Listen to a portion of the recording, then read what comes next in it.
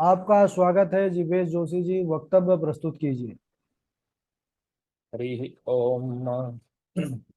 श्रीमन्महागणाधिपतये नमः। अस्मद्गुरुभ्यो नमः। अस्मत्सर्वगुरुभ्यो नमः।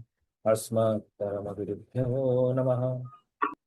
श्रीराधाकृष्णाभ्यां नमः।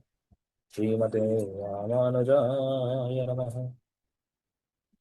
लंबोदरं परमसुन्दरमेकदन्तं पीताम्बरं त्रिनयनं परमं पवित्रम् उद्यद्दिवाकरनिभोज्ज्वलकान्तिकान्तं विघ्नेश्वरं सकलविघ्नहरं नमामि।